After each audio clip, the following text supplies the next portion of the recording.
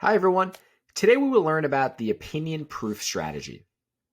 This strategy will help us take our own opinions we gather from analyzing a source and find evidence from the text to support our thinking. There are lots of opportunities for us to state our opinions in social studies class, but it is important to remember that we need to support our opinions based on the ideas, facts, and evidence that we find within the text we are analyzing. The setup is simple. In our physical or digital notebooks, I want you to set up your notebook to look like the following.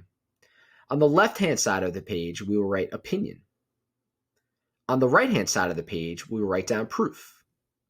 You can also think about the opinion side of your notebook as what I think about what you are reading, and the proof side of the page as the evidence you have collected to support your thinking. So go ahead and also add what I think on the left-hand side and evidence on the right-hand side. Now that we have set up our notebook, our next step is to select our source. I've chosen to analyze quotes by Samuel Adams, including an excerpt from a speech delivered by Samuel Adams on August 1st, 1776, before the Continental Congress in the State House in Philadelphia. For the purpose of this video, we're going to read this source that's from Unit 2, Day 7, Colonists Choose Sides. But it's important to remember that you can apply this strategy to many different sources that you are analyzing in social studies class. Now that we have selected our source and copied our title down on our graphic organizer, we will read and annotate the text.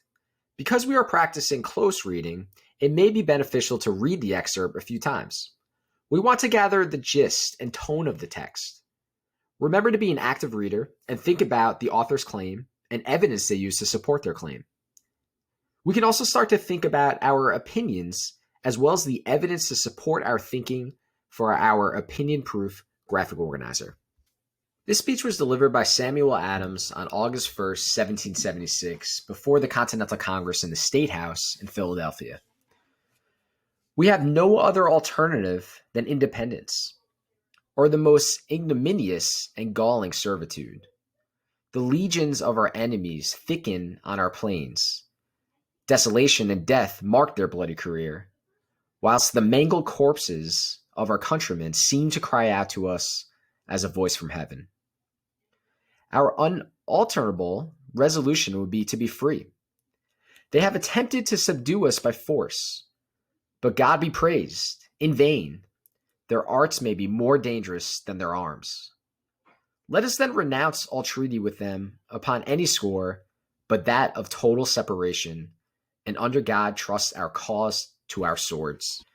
So now that I've read this speech once, I'm going to look at it again and see if there's anything that I can form an opinion on, if there's anything that I can activate prior knowledge based on what I'm reading, and then find some evidence to support my thinking. The first thing I notice is the date. So here up top it says August 1st, 1776.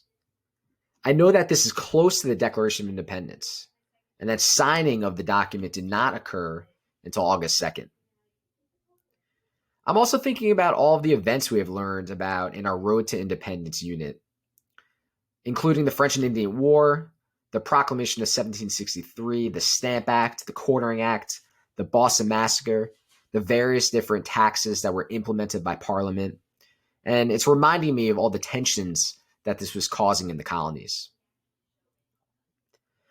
I know that we recently learned about the difference between a loyalist and a patriot and people that chose to remain neutral.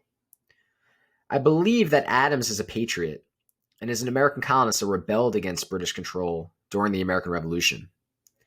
I think that Samuel Adams is arguing that there is no choice but for the American colonies to be independent from Great Britain. So now that I'm starting to form my opinion after reading the text, I'm going to go back and make some annotations and add my opinion to my opinion-proof graphic organizer. So now I've taken the time to record my thinking on the left-hand side of the opinion-proof think slide. So now I'll go back to the text, and I'll look at some of the quotations that I've annotated, and I'll look for specific evidence that I can place on my graphic organizer to support my opinion. Once I've made my decision, I'll go back to the graphic organizer and I'll add the evidence on the right-hand side. The quotes that I've selected say we have no other alternative than independence, and let us then renounce all treaty with them upon any score but that of total separation. As you can see here, I found evidence from the text to support my thinking that I've placed on the left-hand side of the opinion proof think slide. All right, everyone, that is the opinion proof think graphic organizer. Remember, we use this for one specific lesson, but it's important to remember that you can apply this strategy to many different sources that you are analyzing in social studies class.